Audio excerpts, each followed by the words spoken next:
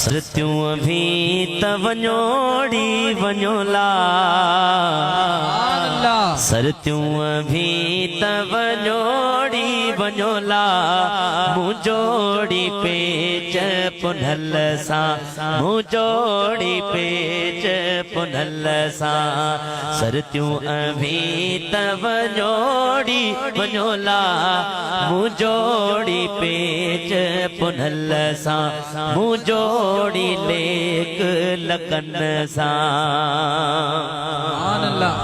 राणे बिना राज में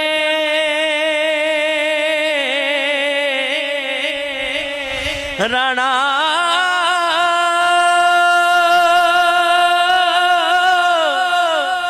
ओ मुझा राणा राणा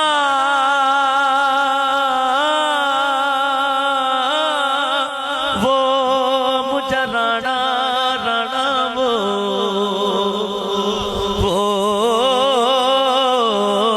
अल्लाह अल्लाह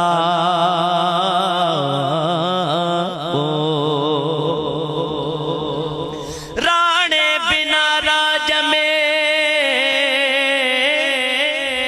अल्लाह मुखे कोन घुर्जे मान सो देखे तसवाल मिली कंदस पंहिंजे कुर्ब जो बस सरत्यूं अभी तवञोड़ी वञोला मुझोड़ी पेच पुनल सा सरत्यूं अभी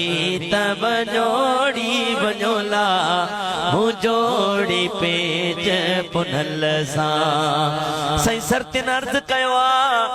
सोना लतीफ कट्ठे आया हूँ तो कट्ठे ही वापस हलूंगा अवा का सवा असा के सफर मजो न दींदो सोने लतीफ सरकार फरमायो भलो मियां ओहे दे शहर बपोर में भलो मियां ए दे शहर बपोर में मिंत मिस्कीन जी मञोड़ी मञोला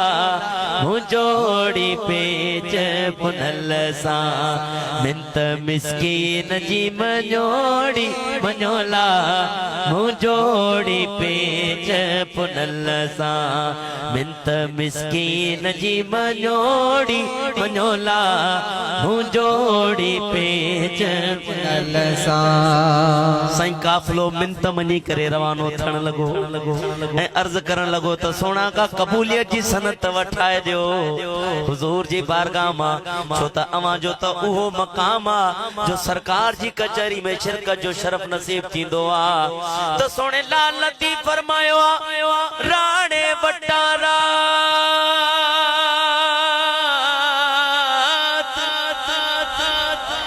राणे वटारात हिक नौनिया पोआयो लतीसू अब्दुल लतीफ चे ओ दातर वटा दात हाणे कोन पुछे थो ज़ात जेके आया से अग जी वया राणा राणा वो राणा राणा राणा वो मुझा राणा राणा वो अल्लाह अल्लाह अल्लाह जेके आया से अगजी व्या जने अगी व्या तो खुश थी करे रवाना थियण लगा ऐं चवण लगा तो सोना लतीफ आखिरी सवाल असां के विसारे न छजो सोने लाल लतीफ फरमायो भलो मियां अतियूं शाग लतीफ जे ओ लालो लाल लतीफ जे भिट जो घोट लतीफ लतीफ चे अमा त विसारण जी गाल था क्यों अंदर अमाल उन्योड़ी उन्योला पर मुंजोड़ी पेच पुनल सा अंदर अमाल उन्योड़ी उन्योला मुंजोड़ी पेच पुनल सा सरत्यूं भी त वञोड़ी वञोला मुंजोड़ी पेच पुनल सा